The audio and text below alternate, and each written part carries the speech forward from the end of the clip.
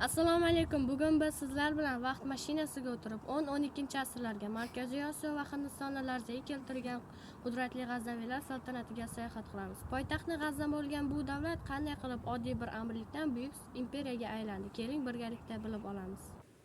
Hammasi 963-yili Alptegin ismli turkiy sarkardaning G'azni shahrini egallashi bilan boshlangan edi.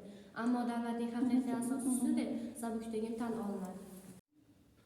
G'aznaviylar dastlab Somoniylarning noibi sifatida ish boshlashgan, biroq Somoniylarning zaiflashishi bilan mustaqillikni qo'lga kiritib, Amudaryo janubidagi barcha yerlarga egalik qila boshlaganlar. Davlatning eng gullagan davri Sulton Mahmud nomi bilan bog'liq. U tarixdagi birinchi sulton unvonini olgan hukmdorlardan biri hisoblanadi. Mahmud G'aznaviy Hindistonga 17 marta yurish qilib, islom dinini bu o'lkalarga keng yoydi. G'arbda Kaspiy dengizidan Sharqda Gang daryosi vodiysigacha cho'zilgan ulkan imperiya barpo etildi. G'azni nafaqat harbiy markaz, balki o'sha davrning intellektual poytaxti ham edi.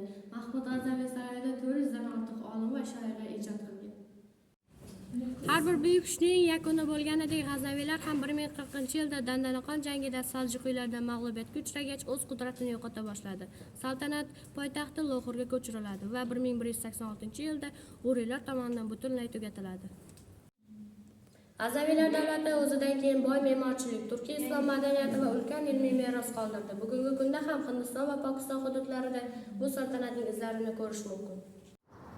Mana azizlar, G'aznaviylar saltanatining shonli va ziddiyatli tarixiga qilgan qisqa sayohatimiz ham o'z nihoyasiga yetdi. Biz bugun qum zarralari orasiga yashiringan bir buyuk imperiyaning tarixini bilib oldik.